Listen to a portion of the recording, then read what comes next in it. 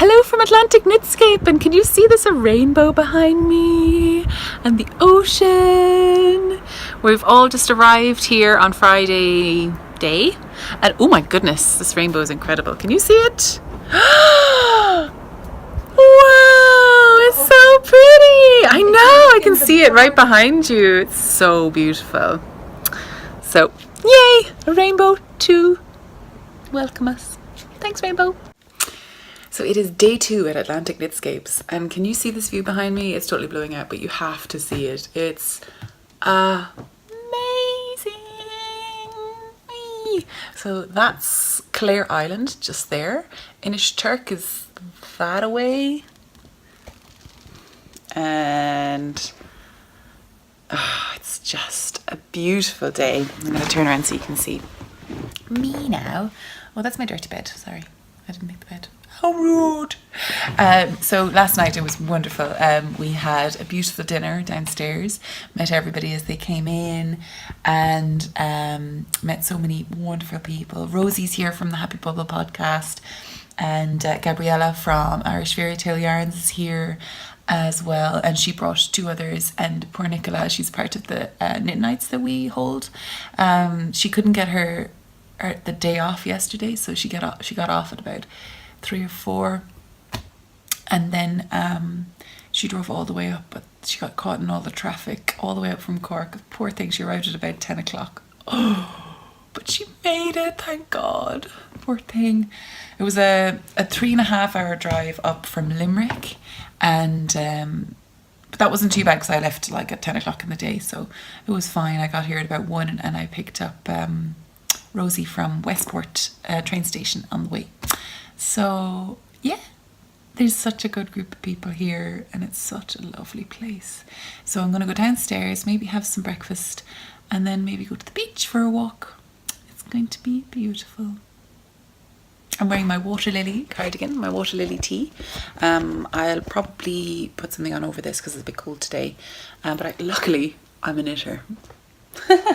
So I've got this bundle of knits just here, ready to roll. And yeah, I was wearing my So Faded yesterday, and I got lots of compliments on it, because why wouldn't I? It's just beautiful.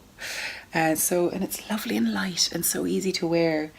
And I think the sleeve length is perfect because it's right. The sleeve length is kind of a little bit below where my elbow is, but when I bend my elbow, it just gives me room and it just feels comfortable, and I don't notice it there at all. And it's the exact same length as my drift sweater, the same elbow length as my drift, which is like, they're almost like half sleeves. They're not really 3/4 length sleeves. They're half sleeves. So yeah, it's kind of an odd length. I think it's literally just where I get sick of doing sleeves and I just finish. But I wear this sweater all the time because I don't know, the sleeves are super handy. I might wear this today, but it kind of, is it too greeny, clashy greeny? I'm not sure. But it doesn't matter, I'll wear it all anyway. So I brought my boots today, so I might go down to the car and change into my walking boots and just go down to the beach because it's quite rocky to get down there. But I need to see that sea. I need to get in my feet in the ocean. I brought my swimming togs, but I'm not sure if I'll swim or not. We'll see. Might be too dangerous. Doesn't look too bad today, a little bit windy. But it was very stormy yesterday coming up. It was really really rainy and sunny and stormy, and it was really amazing driving down from Westport with Rosie because it was her first time in Ireland. So she got to see like the rain, the sleet, the beautiful sun, the wind in about half an hour drive. It was pretty funny. But yeah, I can't believe it's her first time in Ireland too. It's what a wonderful place to come for your first time in Ireland, because this is the real Ireland, you know. It's not just Temple Bar in Dublin, you know. It's just beautiful. And there's so many sheep. So many sheepies. Beautiful mountains, stunning scenery, and lovely people like me. Yeah, so I'm gonna go downstairs. I might set up the camera to do a little time lapse of people knitting and And that might be nice to see as well, because it's just so relaxing seeing what everyone's working on. A lot of crocheters here, making me really want to crochet again, but I didn't bring a crochet hook or my crochet blanket. Regretting that. Anyway, see you in a minute.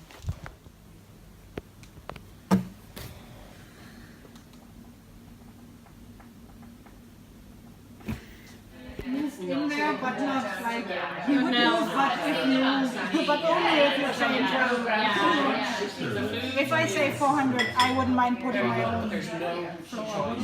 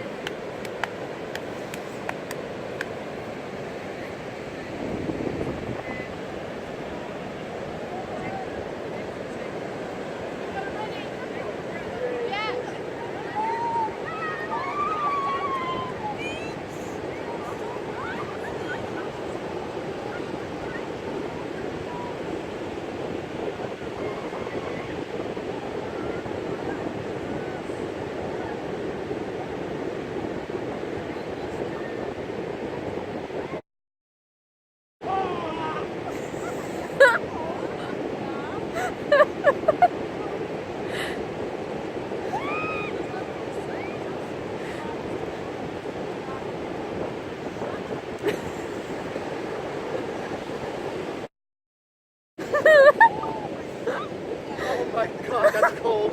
You've never run this far. Oh,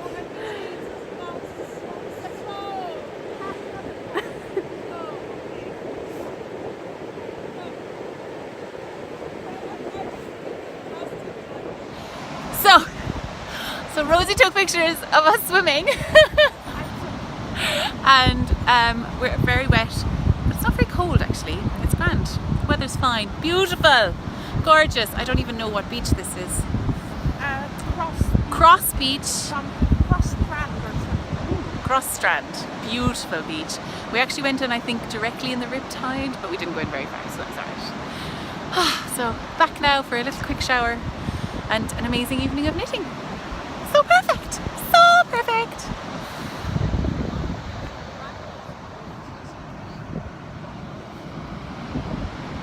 That's my panorama face.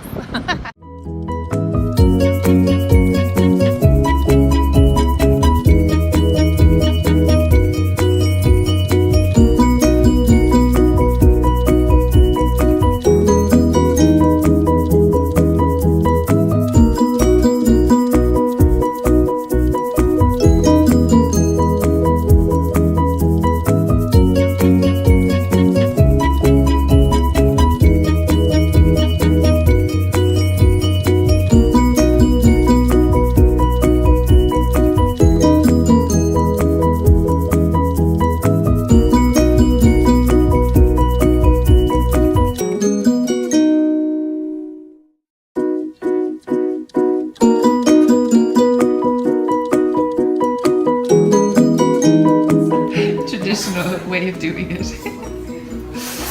I'd just be afraid that I'd get knotted. I did my first ball of drops lace in that way because there was nobody there. I hadn't got a chair to do it. I had 2 chairs. No, that's the way I did it. That's the way I do it. 2 chairs is great. Yeah. I do. I have one leather sofa that is perfectly, and it actually tensions it. There's a bit of tension on it. It's the perfect size for scanning. Well, I was too impatient to wait on that somebody there, and Jack has gone to bed. There's no chairs. Lace weight would be correct. Yeah, so I just put it Lace on. weight my- thousands of meters. I do this. I get from Colour Mart. I get their sets of cashmere yarn, and so it's just pulled up the comb. So you just get cashmere lace weight of the cut. I want to get my someone's name.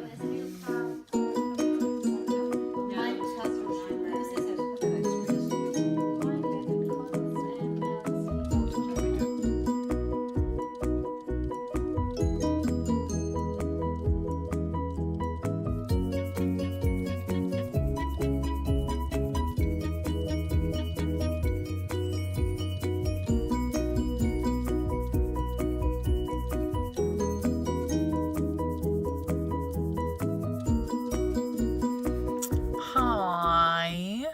This is not going to work. Maybe it will. For about 15 seconds. Nobody breathe, nobody move. Okay. Hello. I'm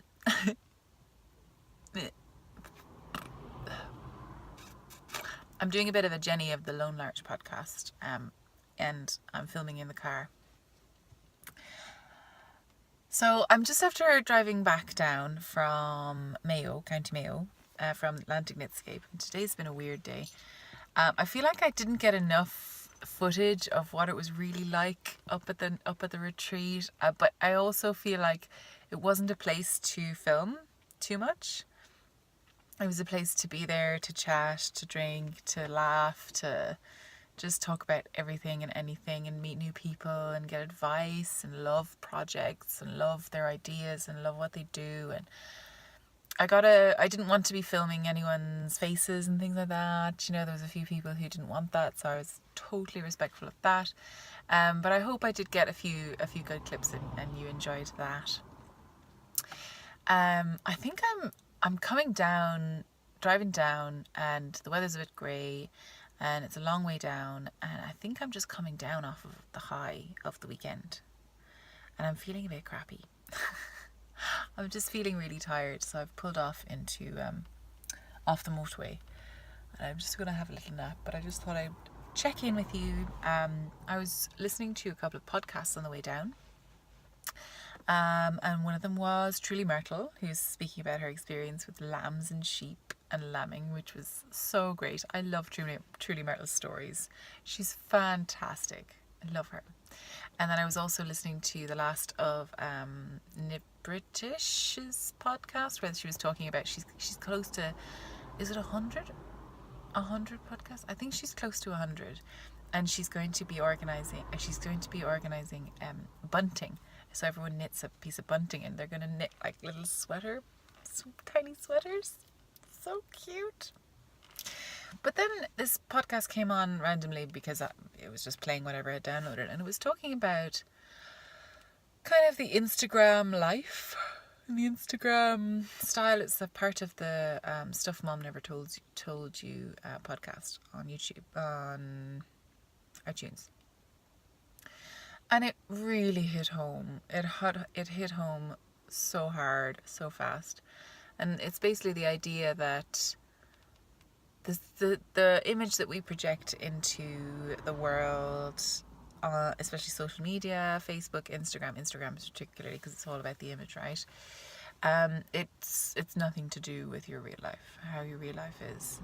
So, for example, this last weekend was full of Instagrammable photos. Everyone was taking beautiful photos, and it was beautiful objects being pulled out for show and tell, and it was just wonderful. And then I was coming down to breakfast in the morning, and I was sitting down to breakfast with Catherine and Jean, and we were sitting there and I got this phone call. You're supposed to be in work. Oh my God. Just the floor opened underneath me. There was an issue with the rota, and I just hadn't looked at it, and I hadn't looked at it, and I hadn't organised anyone to take it over. I didn't even know I was on, and I was letting everyone down, and I felt so crappy. So I was like, I'm gonna have to drive home, because it was a long shift. I'm 4 hours away. I'm gonna have to drive home like soon, because I was planning on taking it easy today, chilling out. And thank goodness 2 people from work stepped up and took my shift, and I'm just forever grateful to them. But it still doesn't stop you feeling like crap, like absolute crap, that you've let someone down.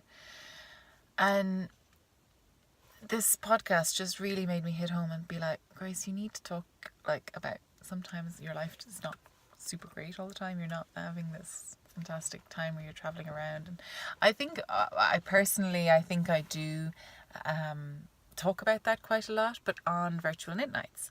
So it's not recorded, it's not for public consumption, it's not, you know, it's a conversation that you're having with friends online, yes, but it's not recorded, so it's not documented, so it's not in your history as, you know, this amazing life. So I just want everyone to know that I mean, I'm sure you know that I'm not perfect. Nobody's perfect. But a lot of people do say that they're quite envious of the way I can travel, the things I make, the yarn I can get, you know. But I'm also envious of everyone who, you know, who can go to Knit City this weekend, or who can go to Rhinebeck, and who can do all these other things. But I think the message of the story is that we're not all perfect, and we all make stupid mistakes, and we all have these amazing things that we do, and we all wish we could do all the other amazing things. So like another example was when I got really sick, and I couldn't go up to the festival, the Yarn Folk Festival, and I put that out into the world because I felt really sorry for myself, but I also felt like it wasn't my fault, you know, so I could talk about it. But because this was my fault, I was just gonna like hide it, shove it under the rug, and not talk about it ever again, because sometimes that's how I deal with stuff, and I just feel the guilt builds up. So I just wanted to say that I've had an amazing weekend. It's been absolutely wonderful. It's been so glorious. I had a massage. Yeah, that's the other thing, because I was going to have to cancel this massage. Oh my god, this massage was amazing in the end, because I managed to, I cancelled it, and then when everything was sorted in work, I rebooked it, and I'm so glad I did. It was absolutely wonderful. But I'm still feeling super crappy. I'm feeling tired and kind of like, oh.